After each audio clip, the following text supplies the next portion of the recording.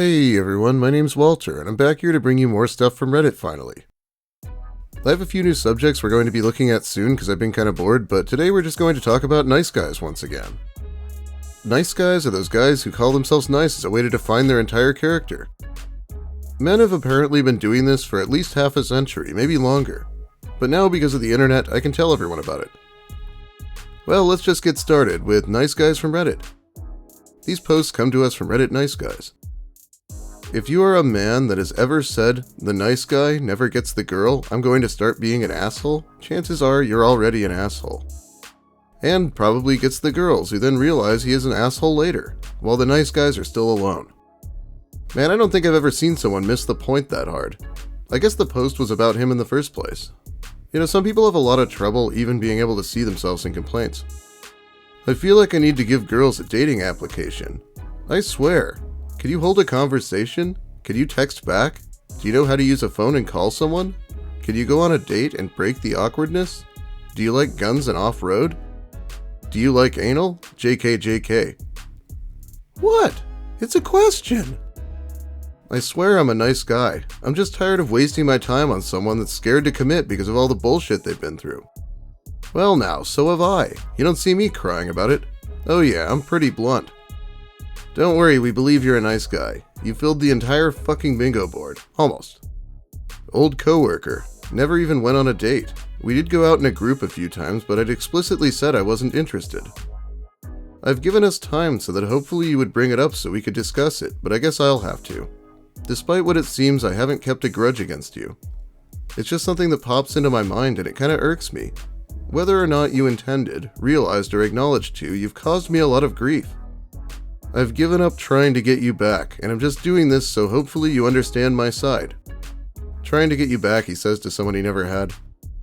It didn't really feel fair that I wasn't given an opportunity to redeem myself, especially when I didn't know I was in the wrong the whole time. I really liked you, and it felt like a giant slap in the face when I was just dropped to the floor, especially when you said you were done with it when I tried to talk to you about it. And knowing you could possibly be sleeping with another guy already when it wasn't really my fault makes me feel cucked, which is probably the absolute worst feeling a woman can give me. I'm sure that wasn't your intention, but you need to think about the other person in that scenario. I've had to think about every time we've done stuff together, and it's gut-wrenching to think that it's possible that you haven't had fun despite putting on a face. Yeah, it's like a much more platonic version of that Seinfeld episode where Elaine tells them that women fake orgasms sometimes. You didn't have fun at those group outings? How dare you smile then? That's false advertisement or something. I just don't have a lot of trust in you, even as a friend right now, blank.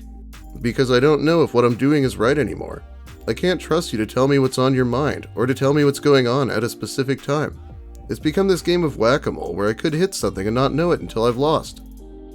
I hope that's something that you can fix because I still want to hang out with you in some capacity. No matter what kind of relationship you have with someone, or how casual it is, there's a person with feelings and inherent trust in you on the other side of the line, and you need to keep that in mind. This whole issue might not be a big deal to you as you have several other suitors, but you're not the only person in this equation. All this being said, I'm still not giving up on you as a person. You still have amazing traits about you, ones that I absolutely adore. You still are the funniest person I know, as you've coined it, and I would hate to lose that. I want to extend my arm out to you, and I want you to grab on and use me for anything you need help with. Wow, it sounds absolutely exhausting to have to know this guy. Fuck you, I don't want to have to constantly tell you what I'm thinking. I'm not a woman or anything, but I know this would annoy me either way. Wow, he had a whole relationship with you in his head. You know, I think my favorite part is probably how after complaining that he keeps accidentally doing the wrong thing, he says, I hope this is something you can fix. God, that's madness.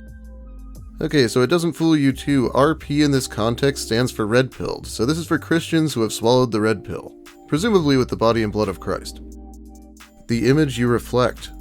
I noticed a pattern that deflated my ego. Hot Christian woman dates masculine male unbeliever, she brings him to the church, and through a period of time the man eventually comes to faith. Praise God first and foremost. But be honest, when you're a cool Christian dude at the young adults group, it definitely feels like you've been undercut. A cool Christian dude at the young adults group, huh? On a deeper level, it may even betray grinding out Christian faith. After going to youth and church all throughout adolescence and never straying from the path, except for porn, It turns out the environment actually served to make you into a pathetic beta that the girls, who outnumber the boys by a ratio of 8 to 2, constantly overlook in favor of unbelievers. It's actually astounding once you notice the trend. Knew a girl who put up with a 4 years overseas long-distance relationship with a guy who didn't believe in God rather than date any of the guys at church. They are now married and regularly attend on Sundays. A 5-year long-term relationship whose boyfriend had a vision and converted shortly after that. On the other hand, a 40-year-old woman whose husband is a vehement atheist. A 43-year-old woman with a non-believing biker husband who doesn't attend. We, of course, know that Christian or not, all women are like that. But surely Christian guys can do better? Yeah, Jesus used to say all women are like that all the time, didn't he? This guy, Christianity loves converting people, so good luck with that. For what it's worth, I know it won't fix the things that are getting you down, but you really are super hot in that picture, and respectfully, you have thighs I'd be happy to get squished by. I hope it's okay I said that? Haha. It might depend on the person, but I don't think you can respectfully say that to most people. The amount of stuck-up females that follow me on here is disturbing. I want to make a new page and start over, but I shouldn't have to do that, so I'm going to be removing a lot of people this week, probably over 500. I don't care how many followers I have, so if you get removed, thank yourself. Y'all see my posts, you see how depressed and how much I get treated like shit, and no one reaches out to me. Ah geez, what a threat. I'd sure hate to miss some of that pity party. For real though, let's read some more. The saddest part too is it's not even just the 18 to 22 year olds who are stuck up now. It's even the older ones, up to 30 years old. I blame social media for it, but who knows? Women just go after shitty men, while us good men, with our shit together, who don't do drugs, don't have baby mamas, don't sleep with anyone, have the biggest hearts, just get used, ignored, and fucked over. Anyways, like this post up if you want to stay following me, and why not reach out and give a good dude a chance or something? I shouldn't have to beg. Nor should you beg. Women hate that shit. This guy thinks women who are 30 should just know their place and accept anyone younger. It makes me wonder how many stuck-up females subscribe to me on YouTube. I don't think I notice because I'm not constantly trying to hit on my followers. Y'all will literally post your ass and boobs in a bathing suit, which shows same shit as panties and bra, or send real nudes to fuckboys who don't appreciate you. Someone cheer me up, just really been down lately. Yeah, it's so creepy to me, just sending out an open message to everyone who follows you begging for nudes. There's a lot of these, but let's look at one more. So tired of y'all ignoring my posts and stories. Like, how could you be that heartless and stuck up to see someone so depressed and tired of being hurt and not give two fucks at all? This is exactly why good people give up on life, or good guys turn into assholes. And why y'all end up single moms, cause all you go after is trash.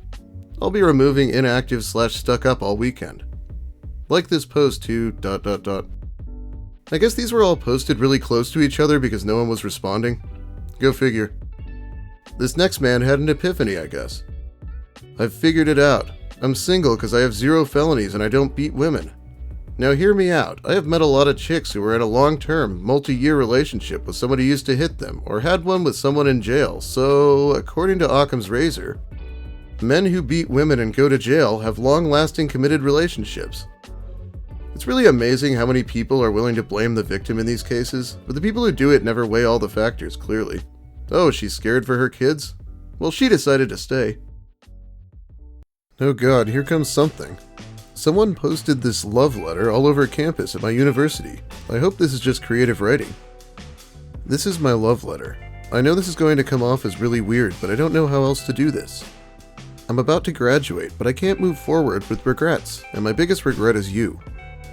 I saw you once here at UF, and you saw me, but I was too scared to say anything. After that, I was hoping I'd bump into you again naturally, but it never happened. I don't know how to reach out to you without coming off as overbearing. So yes, I decided to write an anonymous love letter, post it all around campus, and have faith that only you would know who I'm speaking to. To be blunt, I'm desperate. Not desperate as the term is normally used, but I'm desperate for you and only you. For this reason, I haven't allowed myself to go on a single first date through my entire high school and university career, no matter how many times I've been asked. And I've been asked many, many times by many nice girls. I may eventually have to settle for one of them, but for now I'm reaching for my dream, which is you.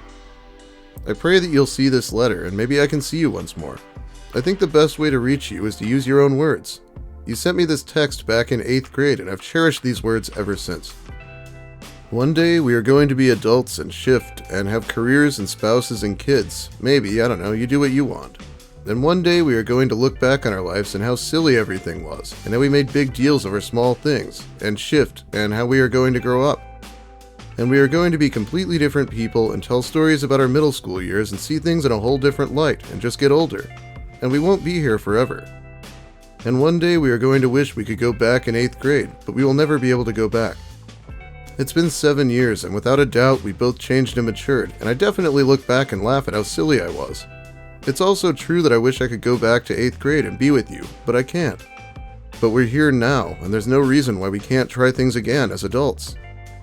Again, we're both different, so it may not work out, and that's fine, but you were the single most important thing to ever happen to me, so I can't move forward without at least trying to reunite. They say the eyes are the windows to the soul. I remember how just before you left, the color of your eyes changed from blue to brown. I figured that meant your soul changed and you became a new person.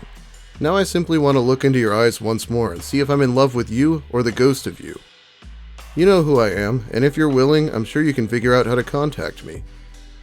Let's just rip off the comments section. I feel like I should do this more often. Big yikes. At first I thought it was just someone he saw on campus once and didn't know her, and that could have been cute. But no, it's a girl he had a crush on in middle school who may or may not attend the same university.